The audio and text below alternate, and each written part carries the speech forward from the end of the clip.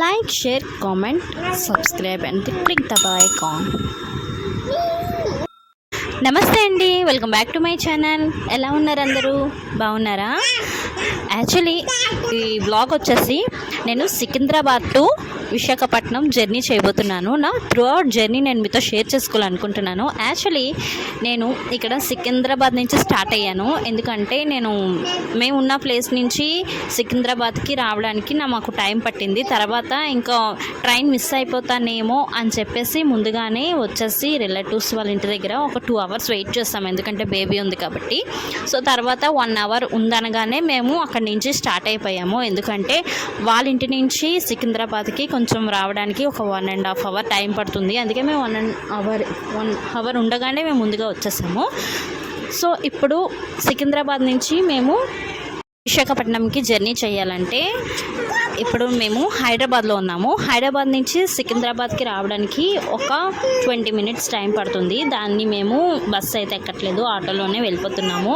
ఇంకా ఆటోలో వెళ్తుండగా ఇక్కడ చాలా బాగుందండి. నేనైతే ఎప్పుడు చూడలేదు ఏరియాని, ఫస్ట్ టైం చూస్తున్నాను. కాకపోతే తిరగడానికి మనకి టైం లేదు కాబట్టి అండ్ బేబీ కూడా ఉంది కాబట్టి చాలా కష్టం అయిపోద్ది. అందుకని నేను మామూలుగానే ఆటోలో నుంచే చూస్తున్నాను. నా వీడియోని కూడా మీతో షేర్ చేసుకుంటున్నాను.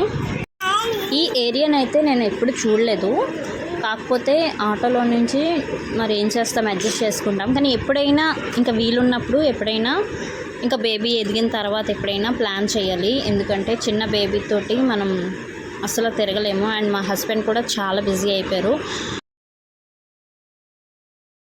కాబట్టి ఇంకా తర్వాత ఎప్పుడైనా చూడాలి. హుస్సేన్ సాగర్ ఇంకా ఇవన్నీ మనం ఫర్దర్గా చూడాలనుకుంటున్నాను. అవన్నీ నేను మీతో షేర్ చేసుకోవాలను. యాక్చువల్లీ మీరు తిరిగేసే ఉంటారనుకోండి, నేనైతే అసలు ఏమీ చూడలేదు. ఇప్పుడిప్పుడే మెల్లిగా అన్నీ చూస్తూ వస్తున్నా. వైజాగ్ అంతా తిరిగాను కానీ ఇంకా హైదరాబాద్ ఏం తిరగలేదు. చూడాలి ఎప్పుడైనా ఫర్దర్గా. ఇంకా మా ఫ్యామిలీ అందరితో కూడా ఎప్పుడైనా ప్లాన్ చేయాలి. యాక్చువల్లీ నా మెయిన్ వ్లాగ్ వచ్చేసి నేను ట్రైన్ గురించి చెప్దాం అనుకుంటాను. గరీబ్ రథ్ ట్రైన్ అయితే దాని గురించి ఎలా ఉంటుంది ఏంటి అని చెప్పేసి నేను మీతో షేర్ చేసుకోవాలనుకుంటున్నాను. నేను నా ట్రైన్ జర్నీ అంతా సో చూస్తూనే ఉండండి. సో ఫైనల్గా అయితే మేము సికింద్రాబాద్ చేరుకున్నామండి. సికింద్రాబాద్ రైల్వే స్టేషన్ అయితే చాలా క్రౌడీగా ఉంది. ఇంకా 1 hour టైం ఉంది కాబట్టి మేము వెయిటింగ్ హాల్లో వెయిట్ చేస్తున్నాము. వెయిటింగ్ హాల్ అయితే చాలా నీట్గా ఉంది, ఇంకా మంచిగానే ఉంది. సికింద్రాబాద్ రైల్వే స్టేషన్ అంతా చాలా బాగుంది. నేను ఎప్పుడు చూడలేదు, ఇదే ఫస్ట్ టైము. సో ఫైనల్గా అయితే 8:30 అయిపోయింది. ట్రైన్ అయితే వచ్చేసింది. ఇదిగోండి ఫైనల్గా ట్రైన్ అయితే ఎక్కేసాను. ఇదేనండి Garib Rath train. Full AC అంటే మరి మామూలుగా లేదు. 3rd yearకే ఇంత గింజుకుపోతున్నామంటే ఇంకా ప్రతి సీట్కి ఒక్కొక్క ఏసీ వాళ్ళు పెట్టేశారు. ఏసీ వచ్చేసి మనం కావాలంటే కంట్రోల్ చేసుకోవచ్చు కూడా ఏసీని. అది ఎలాగో నీకు చూపిస్తాను. యాక్చువల్లీ ఏమైందంటే ఇవి వచ్చేసి ఆటోమేటిక్ క్లోజ్డ్ డోర్స్, మనం తీసుకుని వెళ్ళాలి. అంటే ఓపెన్ అయితే ఉండదు. ట్రైన్ అయితే చాలా బాగుంది, ఫెసిలిటీస్ కూడా బాగున్నాయి. అండ్ వాష్రూమ్స్ కూడా చాలా చాలా నీట్గా ఉన్నాయి. అస్సలు చిరాకు పడాల్సిన అవసరం లేదు. ఇది వచ్చేసి మొత్తం అంతా ఒకటే ట్రైన్ అండి. ఒకటే అంటే బోగీలు ఉన్నాయి కానీ మొత్తం అంతా ఒకటే. ఇంకా జనరల్ అది ఏమీ లేదు, మొత్తం ట్రైన్ అంతా ఒకలాగే ఉంది. ఇది వచ్చేసి మా బోగి. ఇందులోని ఇక్కడ వచ్చేసి బెడ్షీట్స్ ఇక్కడ ఆల్రెడీ వచ్చేసాయండి. వాటిని తర్వాత డిస్ట్రిబ్యూట్ చేస్తారు. యాక్చువల్లీ ట్రైన్ తోటి 2 problems వచ్చాయండి. నేను ఫేస్ చేసిన ప్రాబ్లమ్స్ ఏంటంటే, ఫస్ట్ నేను టికెట్ బుక్ చేశాను. బుక్ చేసిన తర్వాత సేమ్ అవే సీట్స్ రావాలి కదా. తర్వాత చార్ట్ ప్రిపేర్ చేసే టైంలో సీట్స్ మార్చేశారు. అది సీట్ నెంబర్లన్నీ మారిపోయాయి. చాలా గజిబిజి అయిపోయింది. వేరే వాళ్ళు వచ్చి మా సీట్ ఇది అని చెప్పేసి ఇంకంతా కన్ఫ్యూజ్ అయిపోయి చాలా చాలా గందరగోళం అయిపోయింది. తర్వాత ఫైనల్గా అందులో చార్ట్ ప్రిపేర్ చేస్తారు కదా, ఏ సీట్ అయితే ఉందో అక్కడే మేము కూర్చోవాల్సి వచ్చింది. పర్లేదు, మాకైతే కొంతమంది సాక్రిఫైస్ చేస్తారు వాళ్ళ సీట్ని. మేమైతే బేబీతో ఉన్నాము, మాకు లోవర్ బెర్త్ అయితే రాలేదు, కానీ వాళ్ళే మాకు కొంతమంది షేర్ చేశారు, ఓకే అని చెప్పేసి ఇంకా ఉన్నాము. తర్వాత ఏమైందంటే నైట్ పడుకున్నప్పుడు అయితే మాకు బెర్త్ అయితే అస్సలు సరిపోలేదు. బేబీతో అంటే సింగిల్ వాళ్ళకి అయితే సరిపోద్ది, బేబీతో ఉన్న లేడీస్కి అయితే ఆ బెర్త్ అయితే అస్సలు సరిపోదు. ఓన్లీ చాలా చాలా చిన్న ప్లేస్ అది, కూర్చోవడానికి తప్ప ఇంకా పడుకోవడానికి అయితే పనికిరాదు. ఇంకా లావుగా ఉన్న వాళ్ళకైతే అసలు ఆ బెర్త్ సరిపోదు, బేబీతో ఉన్న వాళ్ళకి లావు ఉన్న వాళ్ళకైతే అస్సలు సరిపోదు. చాలా సఫర్ అయ్యి అయితేనే వెళ్ళాను నేనైతే.